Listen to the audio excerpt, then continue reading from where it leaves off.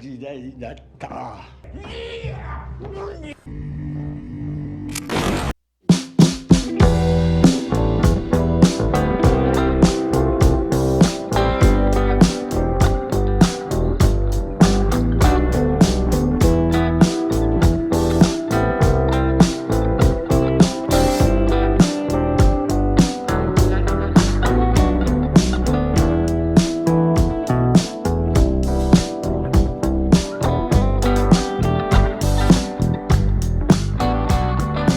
Bercerita tentang balas dendam cucu seorang yakuza kepada pengkhianat yang telah membunuh ayahnya di waktu kecil. Dibintangi oleh Masuki yang berperan sebagai Akime, seorang anak yang mewarisi kekuasaan ayahnya sebagai yakuza. Dan film ini dirilis pada tahun 2021.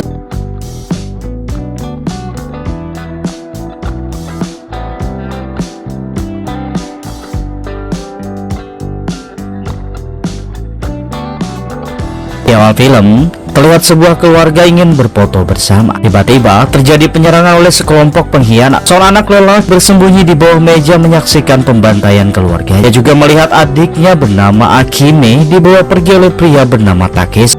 Setelah anak lelaki itu keluar, seorang pria kembali muncul dan menembak. 20 tahun kemudian, di salah satu rumah sakit di Brazil, terlihat seorang pria dengan julukan Shiro terbangun di rumah sakit. Shiro terlihat bingung kenapa ia bisa terbangun di rumah sakit. Shiro segera melepas infus dan berdiri untuk pergi. Shiro juga menghajar beberapa perawat di sana. Untungnya, mereka berhasil meringkus Shiro dan menyuntikkan obat bius kepadanya.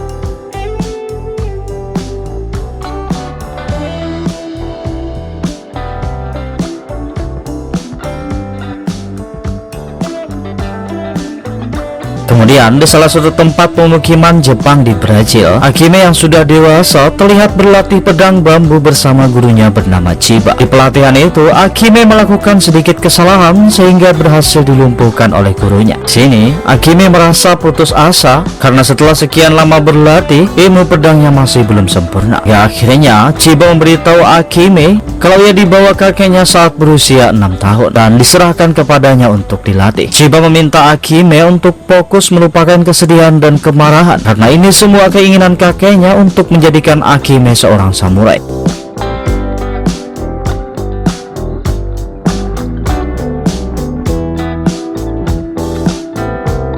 Setelah selesai berlatih, Akime berjalan melewati pasar menuju tempat kerjanya. Berpindah ke Osaka, Jepang, seorang yakuza bernama Takeshi mendapatkan telepon dari anak buahnya. Dia segera pergi menemui seorang pengkhianat bernama Yoshiaki. Awalnya, Takeshi ingin membunuhnya. Namun, di saat Yoshiaki membisikkan sesuatu tentang apa yang diminatinya, Takeshi malah membunuh dua anak buahnya. Takeshi bertanya siapa saja yang tahu. Yoshiaki menyebutkan kalau bosnya menyewa seorang pembunuh untuk melakukannya. Mendengar itu, Takeshi langsung membunuh Yoshiaki dengan sekali tembakan yang bersarang di kepalanya.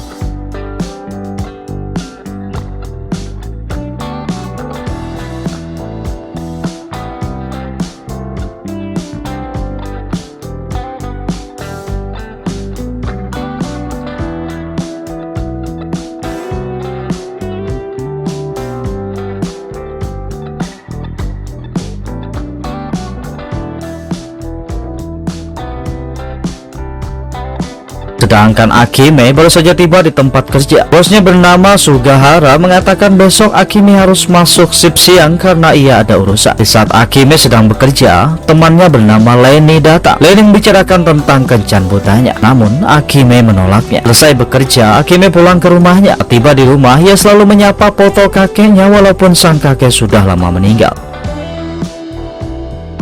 Berpindah ke Shiro, saat ia tersadar, dokter bersama dua polisi menghampirinya. Dokter itu mengatakan kepada dua polisi kalau Shiro tidak mengingat apapun. Bahkan kedutaan negara tidak punya data tentang dirinya. Bisa dibilang Shiro seorang hantu karena tidak memiliki identitas negara manapun. Dua polisi itu membawa sebilah katana. Mereka menemukan katana itu dipegang oleh Shiro saat ditemukan. Dengan meminta maaf, Shiro mengatakan kalau ia tidak mengingatnya. Ketika dokter dan dua polisi itu pergi, Shiro melepas borgolnya menggunakan penjepit infus. Ia pergi memasuki toilet dan mengambil pakaian pria yang berada di sana.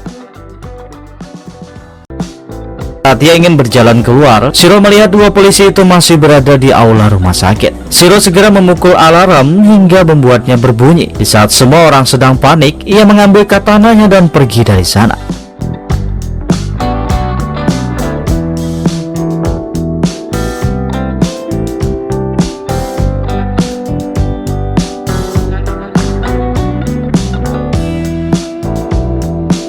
Di sisi lain, Takeshi menemui atasannya bernama Oyabun. Sana juga ada anak buah Oyabun bernama Kojiro. Oyabun mempertanyakan tentang Yoshiaki. Takeshi menjawabnya dengan santai kalau Toshiaki mengaku melakukan penggelapan. Mendengar itu, Kojiro sangat kesal karena anak buahnya telah dibunuh oleh Takeshi. Sini, Takeshi ingin memotong jarinya sebagai tanda kesetiaan.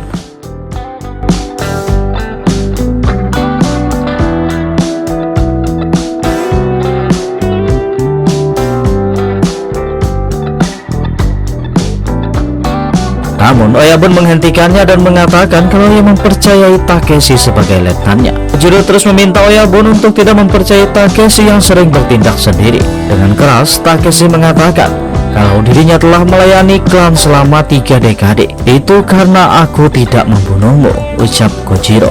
Di sini sangat jelas bahwa Kojiro adalah orang yang membantai keluarga Akime. Takeshi adalah orang yang menyelamatkan Akime. Sedangkan Akime ia terlihat sedang membuat tato sulaman milik kakeknya di tangan agar ia selalu mengingatnya. Terlihat Shiro sedang berjalan, Shiro menabrak pria bernama John. Dengan kesal, John berniat menghajarnya, namun Shiro tidak peduli dan meninggalkan. Setelah tiba di tempat sepi, Shiro melepas perban di wajahnya dan mengeluarkan katana yang dibawanya. Terlihat Shiro sedang memikirkan sesuatu saat memandangi katana tersebut. Sedangkan di sebuah klub malam, Akime bersama Lenny bersenang-senang merayakan ulang tahun Akime. Saat Akime sedang bernyanyi, John mengganggunya. Akime langsung menghajar John beserta anak buahnya sebelum penjaga muncul.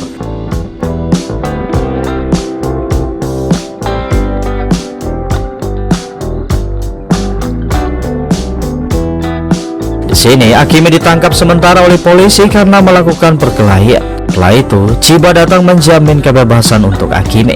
Pindah ke Shiro, terlihat ia berdiri di depan toko barang antik dan bertanya pada bayangannya sendiri, siapa dirimu? Setelah itu, Shiro memasuki toko barang antik tersebut. Saat melihat sarung katana, Shiro langsung mengambilnya. Pemilik toko itu memanggilnya karena menganggap Shiro seorang pencuri.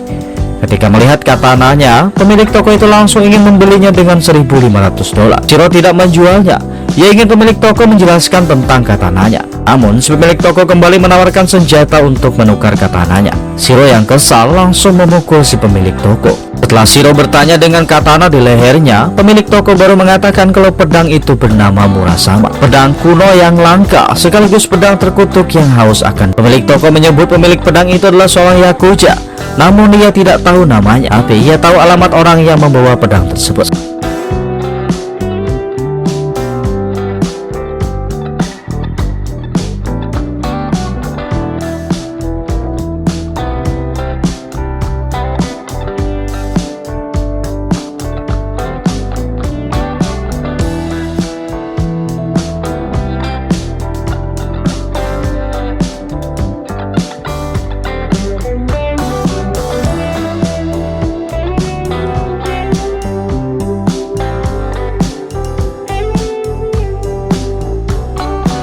Setelah berada di rumah, Akime merayakan ulang tahunnya yang ke-21 bersama foto kakeknya. Lihat, Akime terus mengingat kakeknya. Dia tidak bisa melupakan karena kakeknya adalah orang yang selalu ada untuknya. Esok harinya, Shiro pergi ke alamat yang ternyata adalah rumah Akime. Akan tetapi, ia tidak menemukan Akime di sana.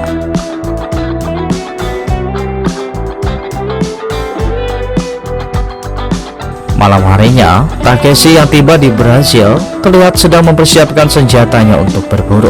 Sedangkan Akime dalam perjalanan pulang ke rumahnya. Tiba-tiba, John bersama anak buahnya muncul mengejar Akime hingga memasuki rumahnya. Akime mencoba melawan, namun John bersama teman-temannya berhasil menghajarnya. Sini, Akime melihat Shiro yang dari tadi sudah berada di rumahnya. Shiro langsung keluar dan menghajar mereka. Namun, John berhasil menembak Shiro di bahunya. Lihat sebuah pedang tergeletak di lantai. Akime mengambilnya dan menebas lengan John hingga putus. Tiba-tiba Takeshi bersama anak buahnya muncul dengan menembaki kelompok John. Saat melihat Shiro dan Akime melarikan diri, Takeshi mengejar mereka. Setelah Takeshi lengah, Shiro langsung menyerangnya menggunakan katana.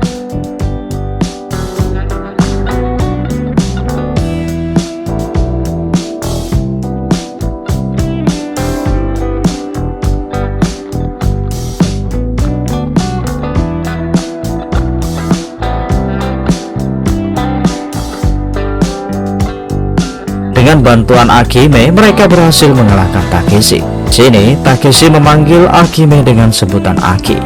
Namun, Akime tidak menghiraukannya dan pergi dari sana. Saat Akime mengobati luka Shiro, Akime menanyakan kenapa Shiro berada di apartemennya. Shiro hanya menyerahkan katana itu kepada Akime, dan Akime mengatakan kalau katana itu adalah milik kakeknya. Akime langsung membawa katana itu masuk ke dalam untuk diletakkan. Saat memeriksa beberapa foto, ia tertuju kepada foto Takeshi yang ingin membunuhnya. Tiba-tiba, Chiba muncul, dan ia terkejut melihat pedang Murasama berada di tangan Akime. Akime mengatakan orang yang ada di foto itu ingin membunuhnya. Namun, Chiba hanya mengatakan ia tidak bisa membantu Akime, kecuali Akime pergi ke Tsukahara, milik toko tempatnya bekerja, untuk mempertanyakan semuanya.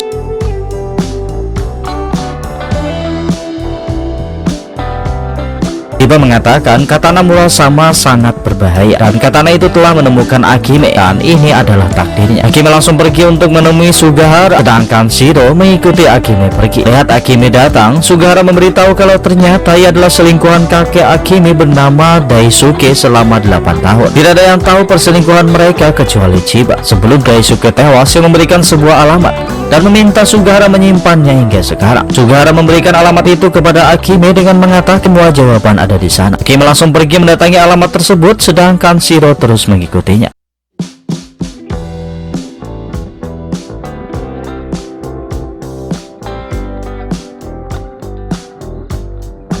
Di waktu bersamaan, di rumah Akime terlihat polisi sudah berada di sana memeriksa mayat yang dibunuh. Tiba-tiba, Kojiro dan anak buahnya muncul. Satu polisi mencoba melarangnya, namun Kojiro langsung membunuh. Saat anak buah Kojiro memperlihatkan foto Akime, Kojiro langsung membunuh satu polisi yang tersisa. Kembali ke Akime, saat terbangun, dia terkejut melihat Shiro berada di sampingnya. Setelah itu, mereka berdua pergi ke alamat yang diberikan Sugahara. Perjalanan, Akime berterima kasih karena Shiro telah menyelamatkan. Akime meyakinkan Shiro kalau kakeknya tidak terkait dengan pedang tersebut. Akime menyebutkan kalau kakeknya orang tua biasa yang tidak jahat. Namun Shiro menjawab tidak ada orang tua yang tidak jahat. Setelah tiba di alamat yang dituju, dua pria tua bernama Saito dan Genjuro sudah menunggu di ruang tamu. Saito mengatakan Akime tidak diterima di tempat itu. Saat Akime memperlihatkan pedang Murasama, Saito langsung memberikan hormat. Kemudian seorang wanita tua bernama Saiko muncul meminta Akime ikut bersamanya. Sedangkan Saito mempersilahkan Shiro duduk dan mereka mulai memperlihatkan tato Yakuza di depan Shiro.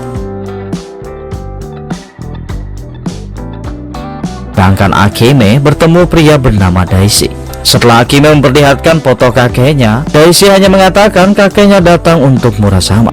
Akime kembali memperlihatkan foto Takeshi dan mengatakan Takeshi ingin membunuhnya. Daishi memberitahu bahwa Takeshi tidak berniat membunuh Akime. Akime merasa bingung, namun Daishi tidak bisa memberitahu semuanya kepada Akime. Tugasnya hanya mengarahkan Akime. Lanjut, Saiko meminta Akime kembali mengikutinya.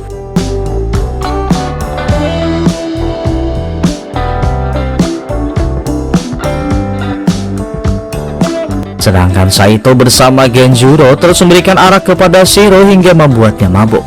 Balik ke Akime, ia memberitahu Saiko kalau kakeknya tidak pernah bercerita tentang tempat itu. Saiko menjelaskan bahwa aturan di sini tidak boleh mengatakan tempat tersebut. Malam harinya, Saiko membawa Akime ke kamarnya untuk beristirahat.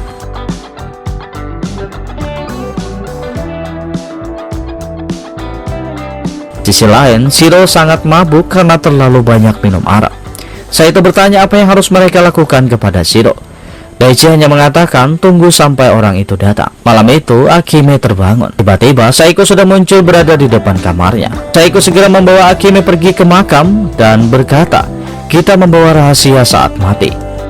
Akime berpikir mungkin rahasia kakeknya terkubur di sana. Akime segera menghampiri makam kakeknya. Hingga akhirnya ia menemukan beberapa informasi tentang pembunuhan klan Akikawa.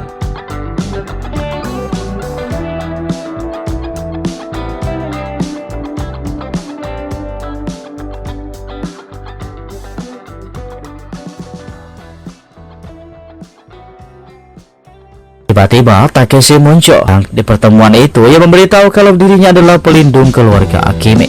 Saat beberapa orang muncul, Takeshi langsung mengajak Akime bersembunyi. Beralih ke Shiro, saat keluar ia melihat Konjiro bersama anak buahnya membawa Daichi. Sedangkan Akime bersama Takeshi membunuh anak buah Konjiro satu persatu saat mereka lengah. Namun keberadaan mereka diketahui saat Takeshi melepaskan tembakan. Beralih ke Konjiro, terlihat ia sedang menawan Daichi. Ketika Daichi menganggapnya pembunuh, Konjiro langsung menebas leher Daichi. Sedangkan anak buah Konjiro terus menembaki Takeshi dan Akime. Untungnya Shiro muncul menyelamatkan mereka berdua. Ketika berhasil memasuki mobil, Akime ingin menunggu Shiro. Namun Takeshi memberitahu bahwa yang telah membunuh kakeknya adalah Shiro.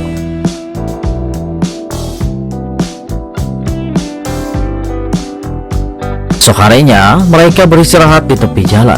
Takeshi memberitahu Akime bahwa Daisuke bukanlah kakeknya. Daisuke hanyalah orang suruhan Takeshi, dan ayah Akime sebenarnya bernama Akira Takikawa, bos Yakuza paling ditakuti di Osaka. Namun anak buah Takikawa bernama Oyabun yang sekarang menjadi bos Takeshi mengajak banyak bawahan lainnya mengkhianati ayah Akime. Takeshi mencoba memberitahu Akikawa, namun Akikawa tidak mempercayainya. Dan pembantaian di awal film terjadi ketika Akime berulang tahun. Namun Oyabun bersama Kojiro membuat jebakan hingga membantai keluarga Akime. Hari itu Akime berhasil diselamatkan oleh Takeshi dan dikirim ke Brazil untuk dilatih Chiba tanpa diketahui siapapun. Setelah itu mereka melanjutkan perjalanan ke kota.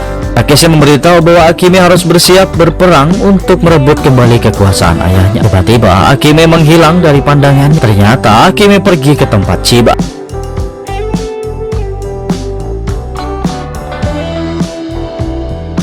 Saat Akime tiba, terlihat Chiba sudah terbaring tak bernyawa. Saat melihat Shiro berada di sana, Akime langsung menyerangnya karena Akime berpikir kalau Shiro yang telah melakukannya. Shiro mencoba mengatakan kalau ia tidak membunuh Chiba, namun Akime terus menghajarnya hingga membuat Shiro sekarat. Kemudian Takeshi muncul ingin menembak Shiro. Akime melarang karena Shiro pernah menyelamatkan nyawanya. Ketika melihat anak buah Konjiro datang, mereka langsung pergi membiarkan Shiro yang sekarat. Di jalan, Takeshi mengatakan sebuah helikopter sudah menunggu untuk mengantar mereka ke pelabuhan. Dari pelabuhan, mereka akan naik kapal menuju Jepang. Akan tetapi, mereka diarahkan ke jalan yang salah oleh anak buah Konjiro. Saat tiba di dalam, anak buah Konjiro langsung menyerang mereka, dan pertarungan pun terjadi.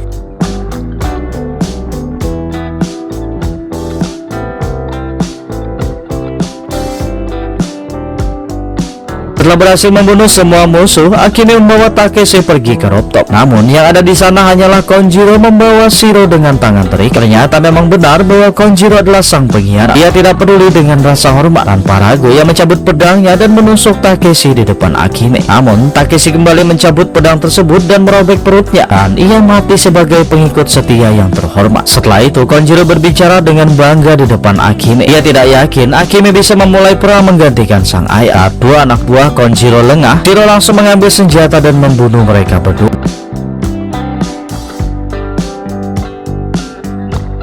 Sedangkan Akime dan Konjiro bertarung untuk nyawa mereka. Dengan pelatihan yang diberikan Chiba, Akime berhasil memenggal kepala Konjiro.